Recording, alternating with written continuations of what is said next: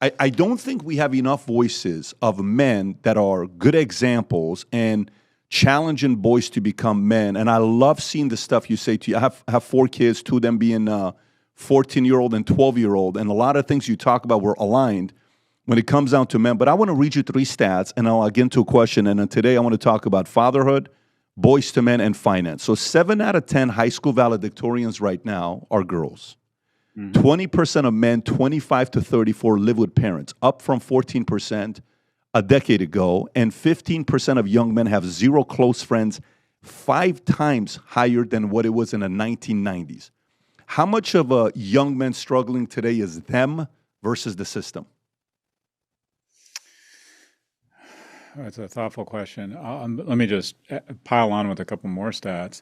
62% of men under the age of 30 are not even trying to date. 42% of men 18 to 24 have never asked a woman out in person. And the most frightening statistic is that if you go into a morgue and there's 5 people who have died by suicide, 4 are men.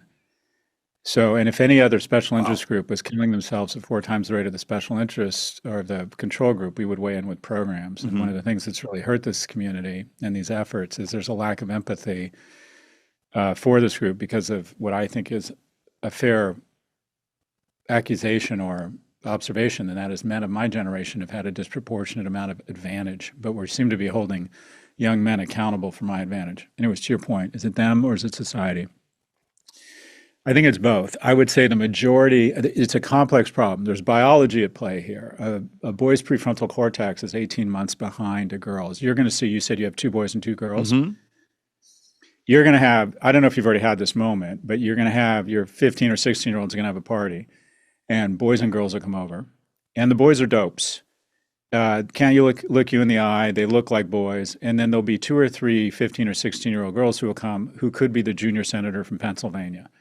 I mean, girls are just maturing faster than boys and they're excelling and good for them. They're ascending. I think it's wonderful. But the gap between boys and girls, if 2 seniors, a boy and a girl in high school are applying to college, essentially the girl who's a senior is competing against a 10th grade girl. The boy biologically is 18 months behind the girl. There's economic issues. A lot of the traditional on-ramps into the middle class for boys who don't get a college degree. Do you remember that guy, Patrick, in high school, who was just never going to go to college, but he could fix your car? And he was going to get a job. There was auto shop, there was metal shop, there was wood shop, and primarily it was sort of vocational programming such that men who weren't going to end up at University of Florida or Carnegie Mellon could still find an on-ramp into kind of the manufacturing sector. A lot of those jobs have been offshored, so there's fewer and fewer sort of on-ramps into the middle class economically. Also sociologically, I think if you spend enough time telling young men that they are the problem and that they're predators, they begin to believe you. And so, the way out here, the far right, I would argue, and I'm curious to get your feedback here, to their credit, they recognized the problem before anybody else. They said, look, there's a problem with our young men. They're struggling, lack of empathy for them.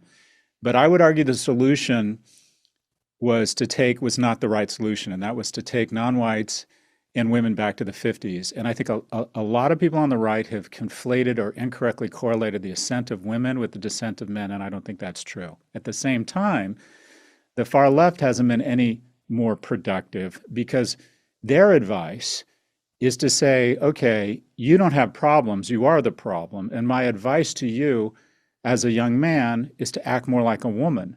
That's not helpful either. I went to the Democratic National Convention. I know you're a conservative, I'm a progressive. And I saw a parade of special interest groups talking about the very real issues that still face special interest groups in the United States, but not one word about the group that has fallen furthest fastest in America, and that is young men. So it's a combination of economic, sociological, biological, political issues that have all converged to basically rob opportunity. And then the last comment I'll make on this is that our tax policy has effectively transferred wealth from young people to old people. The average 70-year-old is 72% wealthier than they were 40 years ago. The average person under the age of 40 is 24% less wealthy. Housing and education prices have skyrocketed. Those are the 2 primary means for getting ahead and for building economic security and finding a mate, and we've transferred wealth from young to old. The two biggest tax deductions, mortgage interest rate and capital gains. Who owns homes and stocks? People my age. Who rents and makes their money from salary?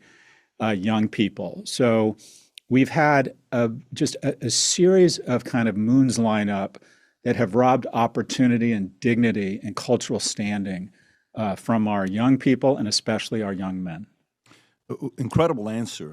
When we set out to create a shoe that blends comfort, function, and luxury, we had the choice to make it fast. We had the choice to make it cheap. We chose neither. Instead, we chose Tuscany, Italy. We chose true Italian craftsmanship, each pair touched by 50 skilled hands. We chose patience, spending 2 years perfecting every detail, and we chose the finest quality at every step. Introducing the Future Looks Bright collection. Not rushed, not disposable, not ordinary. Rather, intentional, luxurious, timeless.